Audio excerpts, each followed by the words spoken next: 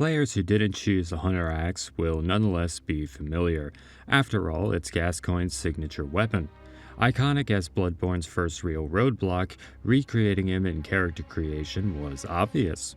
Which is why I didn't do that, opting instead for a clean-cut, violent man. My excuse? Gascoigne is a cautionary tale. If Axton here wants to live to see dawn, he can't lose himself in the hunt, become feral and unkempt. This blood-drunk church hunter's drip is immaculate though. I'll be wearing it throughout as I wield Bloodborne's interpretation of heavyweights. Certainly easier said than done, Hunter Axe takes the training wheels off, whereas Cleaver delivers swift simplicity and Cane grants secure coverage. Axe offers immense power to reward adequate game knowledge. Cleaver kit is so bare bones it's difficult to misuse. Cane doesn't hit hard to balance range, and bizarre frame data can punish flippancy. But if you're even remotely cognizant in combat, the latter flaws shouldn't hold you back. The axe can be misused. The axe will let you fail. The axe will not function without proper execution. So we find our starting trio forming a curious spectrum. Lightweight ease of Cleaver, moderately meticulous middleweight Cane, and technically demanding heavyweight Axe. As difficulty increases, so too does the skill ceiling. Though it's wrong of me to obfuscate the skill floor. In all likelihood, people watching this video aren't going to experience Bloodborne's fringe challenges. Conventionally accepted engagement deems chalices optional. Main game content folds to brute force. If a new player chooses Axe, never swaps weapons, they'll clear all obstacles fine enough, probably getting walled at the DLC at some point, says less about our current class and more about Bloodborne scaling, yet Axe strengths play a part.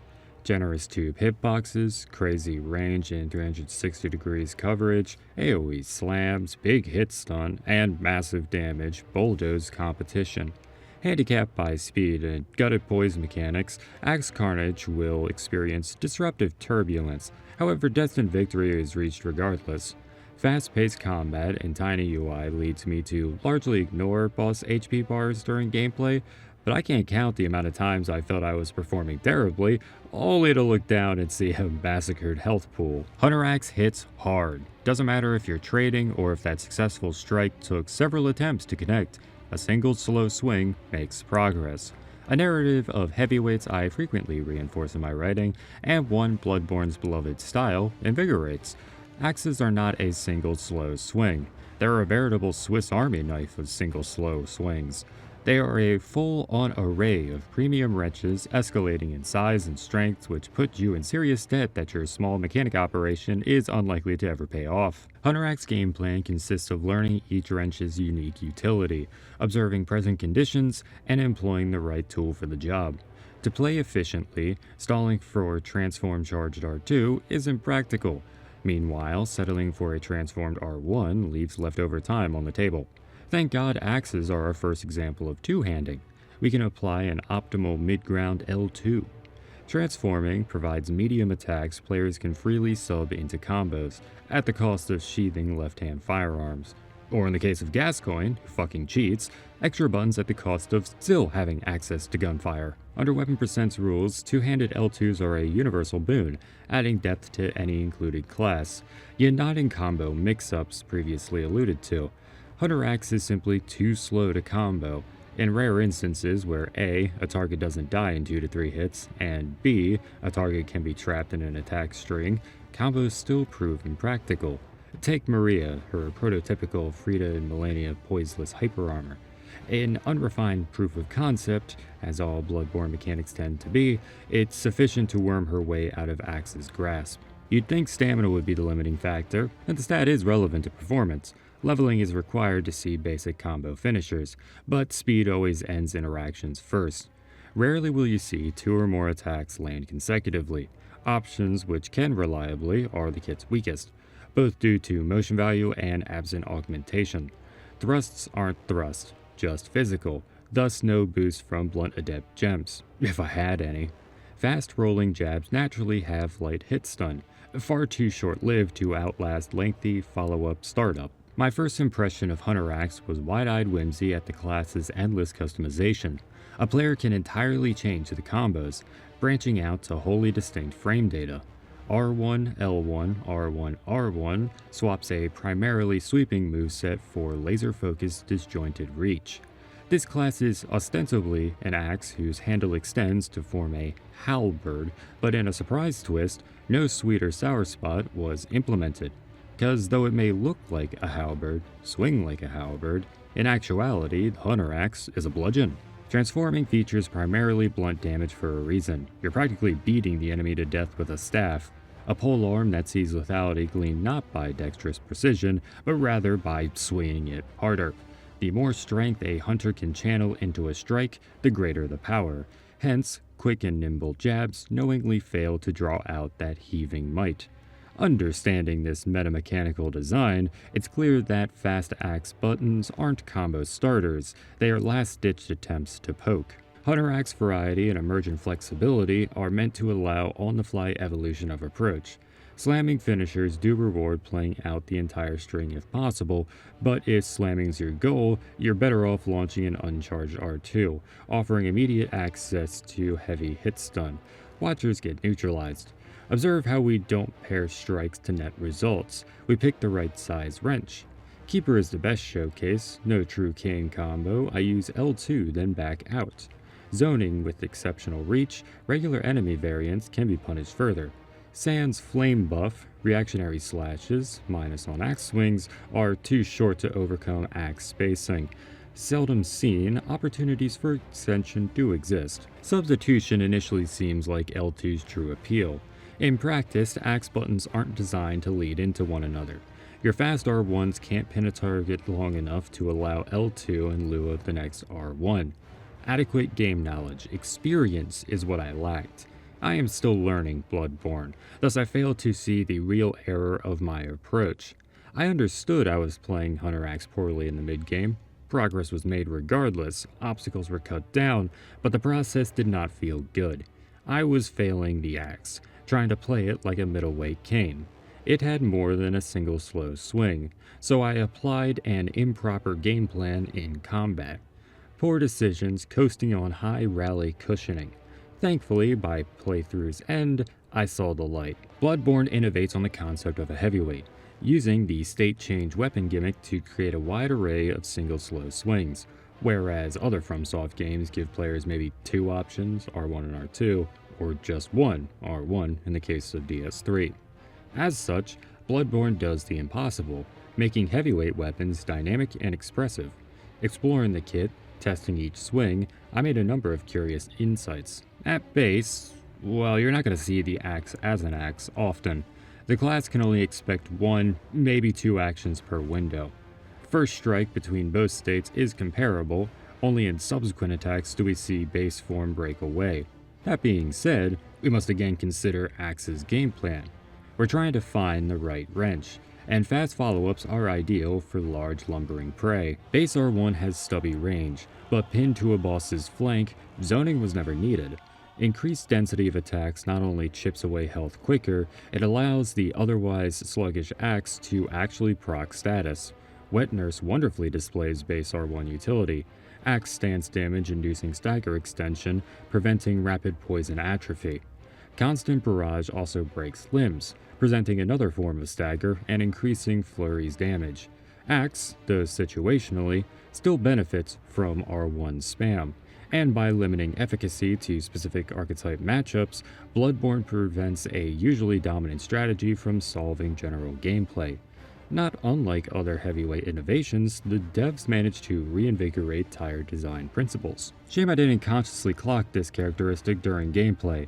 Observation was made while writing. I did learn not to over-rely on charged R2s, mainly because one quickly finds they're not as beneficial as they appear. Not due to clever balance, rather inconsistent jank regarding hit stun neuters spin to win. Comprising two hits, the second is meant to launch. Unfortunately, maybe caused by spacing or elevation, weaker hit stun from sweep 1 is still active when sweep 2 connects, canceling stun 1 as opposed to initiating stun 2. At least that's my best guess as to what's happening. Regardless of the explanation, it results in enemies being actionable almost immediately after being hit. Very bad considering both end lag of charged R2s and severe stamina consumption. Base endurance will see your bar fully depleted, meaning stamina recharge on top of end lag preventing subsequent action. Suffice it to say, wonky physics often leaves speed to win as a liability, yet it's not total trash. Even if stun is borked, you still get a high motion value double hit, making the button the meatiest of axe swings. In situations where massive damage is all that's required, nuking a target with charged R2 helps. Brainsuckers often are slow on the uptake, facilitating windup. Plus, you can't really rely on backstab while transformed, since Sweep 2 can also interrupt interruption. But at least you get a big hit out of the opening. Good if you're running blunt or elemental gems, as without generic physical augments boosting thrust, viscerals are pretty weak. Overall though, transform charged R2s are fairly niche. Don't be surprised if you get more mileage out of base charged R2 pancakes. Not uncommon to see less knowledgeable players spam spin to win, presumably at a loss as to how best to implement axe combat. Understandable, as buttons are frequently atypically applied, like transformed attacks. As we saw earlier, transformed attacks are somewhat nice for extension, even if I tend to overestimate its range. Again, power is middling. Ending an interaction with L1 can work like most weapons. Aforementioned sluggishness limits such instances. Reversion is particularly weird, being best used for NPC mix-ups, messing with their AI. Hunters often dodge prematurely, impulsively acting upon seeing the axe move, not clocking what exactly you're gonna do. Their eagerness leaves them frame-trapped as axe hyperarmor activates, the reverting slam tracking, unlike Cain. Though, talking hyperarmor, L2 is better at tanking, see Bone Ash Prospectors. Axe does pretty well shutting him down. Canehurst Knights are a different story. Climbing the ranks of loathed enemies, those hair-trigger hunters are hot on the heels of even chalice witches, hate fighting them. Obvious axe startup gets farmed. Speaking of farming, one of the last bosses cut down was a cursed Rom, my first ever. Not gonna lie, wasn't terrible. Mostly came down to problem solving. Nigh endless ways to erase defiled health pool, one won't want to linger long. A prominent source of resets are spider mobs, death coming fast if they aren't one-tapped. Contrasting regular chalice ROM, or main game ROM, ignoring ads ain't advised. So, solution is to build a fatal axe. Thank God I got all those great legit bolt trim oh wait! One day, I swear to God, one day I'll get a real bolt radio. And not a poor man's gem. I think that's rarer. Whatever the case, not wanting to grind forever, I actually returned to false depth dungeons for elemental gems. Whereupon I realized another rule change was due. It was an oversight. I hadn't foreseen the true circumstance that drive me back to these hacked enemies, maximizing damage.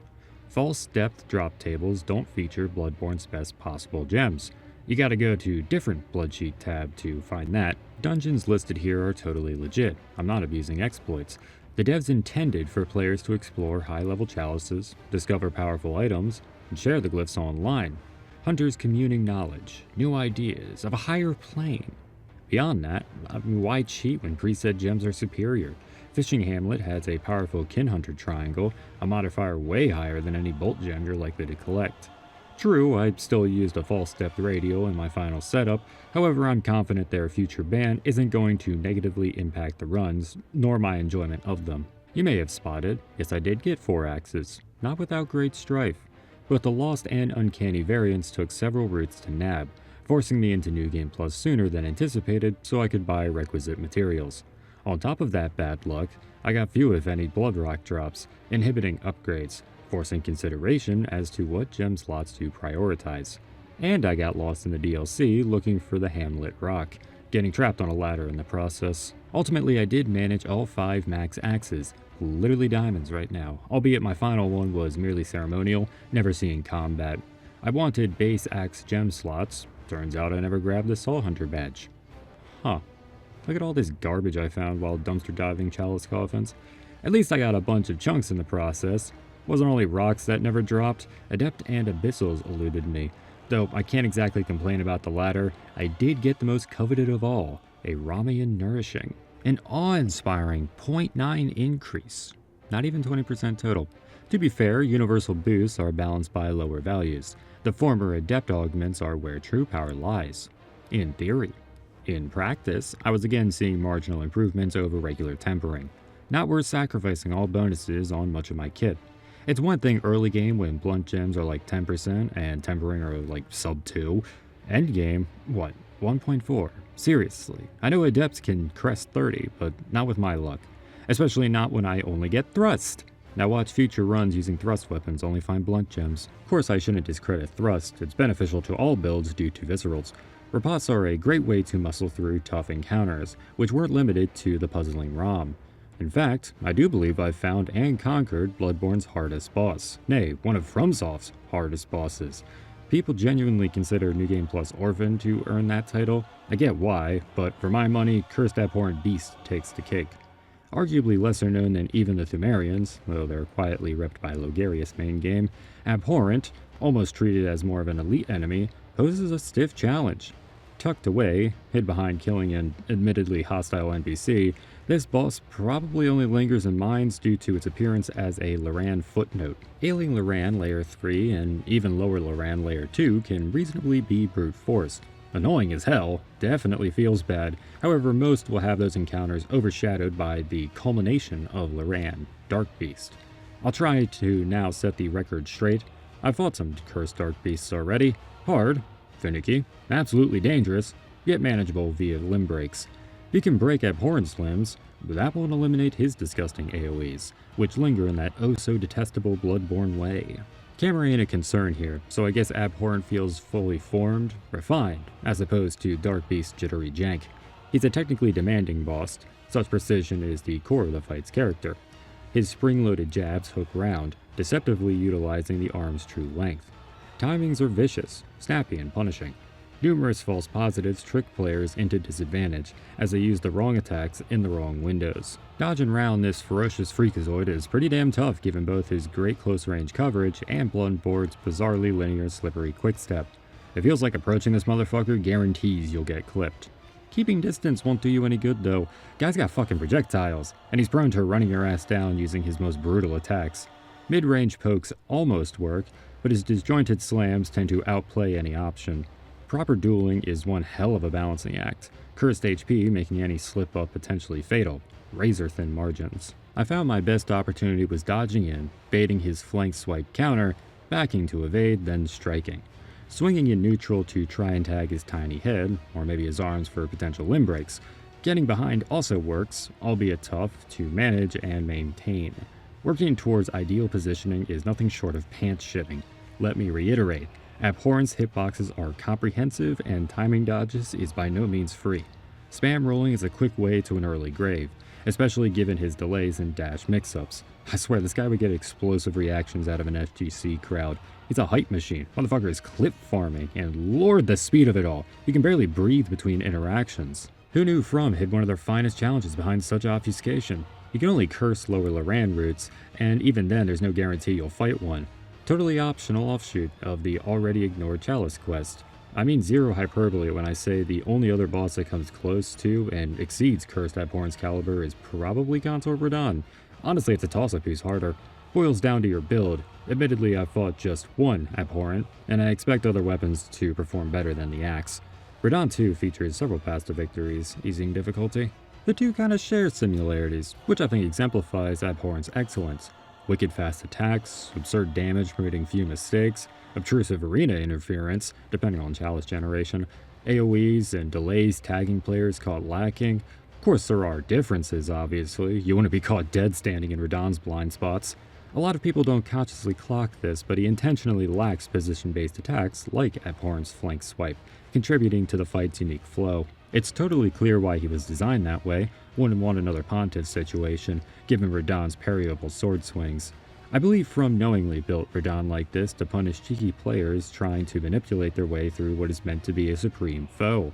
They want you to face him head-on, like a man, so being in his blind spot was made to be detrimental. You lack legible visuals, his tails get garbled as he whips around. It's tough to nail correct timing and spacing of already ridiculous moves. Now, Will, aren't you getting a little off topic? Oh no. Did you not see it? Need I spell out the underlying horror? You can parry Consort Radahn, rather consistently at that. He takes noticeably more damage from Pierce and Holy in Phase 1 too.